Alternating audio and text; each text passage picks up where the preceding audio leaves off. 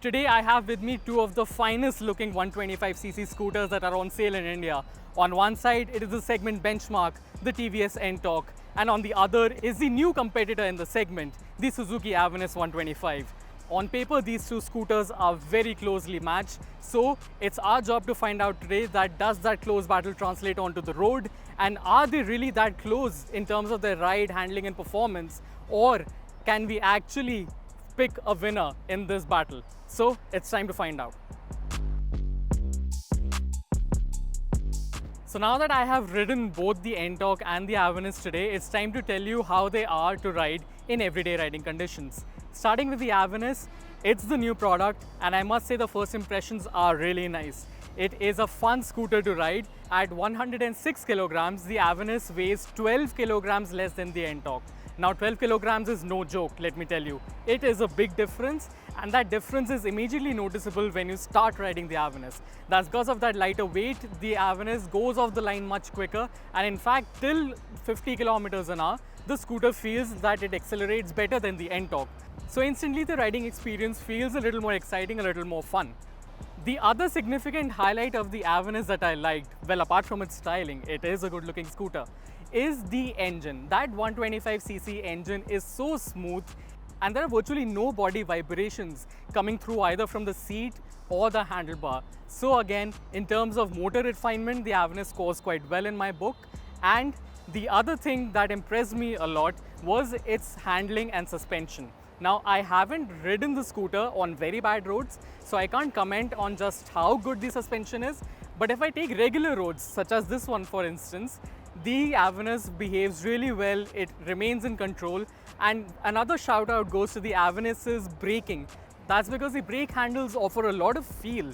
And even though the Avenis has the same setup as the Ntorq, a disc at the front and the drum at the back, it's the feel from the brake handles that really induces confidence.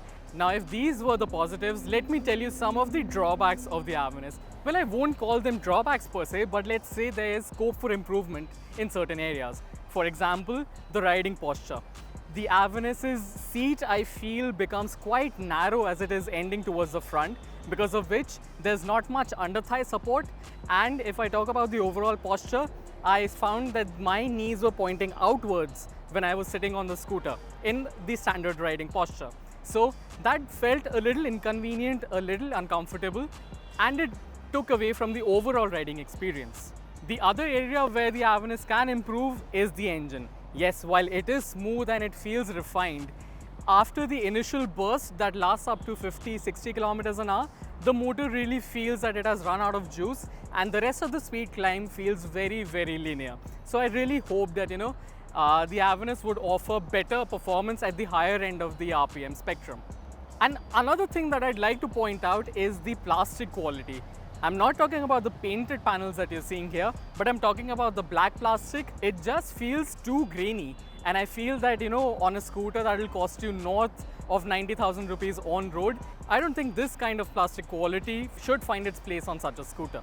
At the end of the day, if you are planning to look beyond these areas where the Avenis can improve, let me tell you that as an overall product, it is really good. And now it's time to see that, if it can match up or, better the levels that the Ntorq has already set.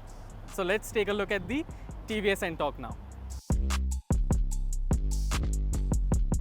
Now, while the Avenis really did impress me today, the TVS Ntorq surprised me. That's because I'll start with the basic information first. The Ntorq offers 9.2 bhp at 7,000 rpm and 10.5 Newton meters of torque. Now, while it is slightly higher than the Avenis, but you still can feel that difference. And also, another big advantage for the Ntorq is that it offers a 3-valve engine, whereas the Avenis offers a 2-valve engine. Now, if you have a 3-valve motor, 2 of them are used as the intake valves and 1 is used as the outlet valve for the exhaust. And if you have 2 valves for the intake, then that leads to more combustion efficiency, which translates into better power delivery, better acceleration. Now, this is where things get a little interesting. Because of the 3 valves, the Ntorq should have better acceleration, better performance. Yes, it does. But because it is 12 kilograms heavier than the Avenis, you do not really feel the gains of that performance on road. Now let me explain how. That's because when you start riding the Ntorq, you realize that the acceleration and the power come in a relatively linear manner compared to the Avenis. But because of that 3-valve setup, the Ntorq is a better performer in the higher RPM range. That's because at a point where the Avenis feels that it has run out of juice, the Ntorq still, keeps propelling forward with a considerable amount of force. You do get a sense that it will achieve its top speed in a better manner. And also, because it offers slightly more bhp than the Avenis, it will offer a better top speed.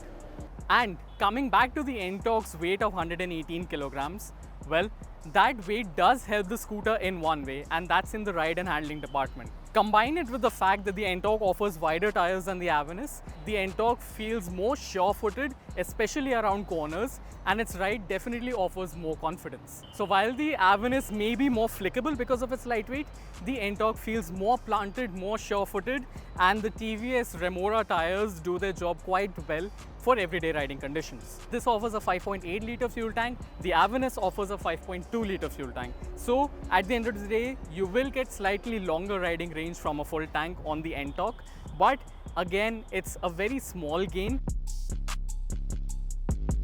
So to summarize my verdict on the Ntorq, well, it is a segment benchmark, it is the segment leader for a reason.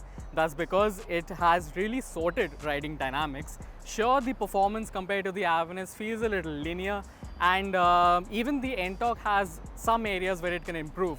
For example, the Ntorq's underseat storage does not look that spacious. In fact, the Avenis' underseat bucket looks a little more roomier, and I'm sure it'll be able to hold more luggage than the Ntorq.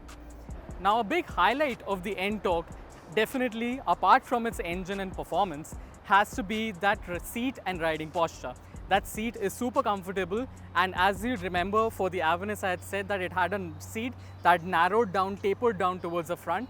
That issue is not there in the Ntorq, because of which it offers a much more natural, a much more comfortable riding posture.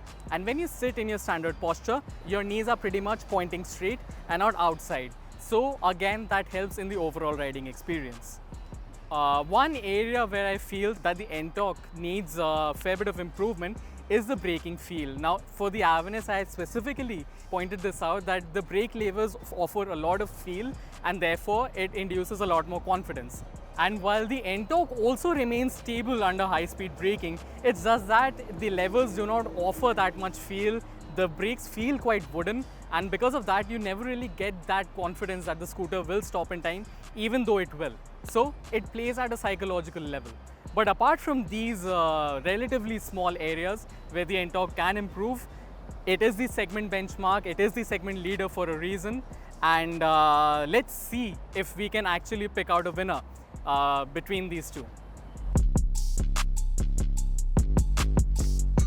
Now, after having tested both these scooters today and having looked at what they bring to the table in terms of performance, ride, handling, and the features that they offer, I'll be very honest, I cannot pick a winner straight away in this battle. I mean, the battle is as close as it was on paper, as I had said in the beginning, and so I will look at the pricing of both these scooters and tell you what they will cost you. The prices for the Suzuki Avenis start from Rs 86,500 and the range goes up to about 88,000 rupees, whereas the Ntorq range starts from Rs 77,000 and it goes up to 87,000 rupees for the Super Squad edition that you see right behind me. So relatively, it is a big margin in terms of their starting prices, and because the Ntorq starts lower, therefore that model will be more accessible to the regular buyers, which is why it gains a big advantage in this comparison. But having said that, I still do not agree that I can call the Ntorq an outright winner in this comparison. That's because they're pretty much, equally matched in terms of the capabilities. If the Avenis falls short in one parameter, the Ntorq takes it up in that one, and vice versa. So at the end of the day, I'll say that if you can afford the extra premium, go for the Suzuki Avenis, but if you want a tried and tested formula, go for the Ntorq. So that was our TVS Ntorq versus Suzuki Avenis review. Thank you so much for watching this comparison. If you feel that we've missed out on some important points, do mention in the comment section below.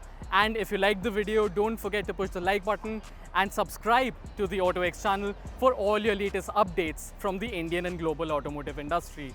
Until next time, this is me, Divyank Kushagra Bansal, signing off. Ride safe, drive safe, and take care.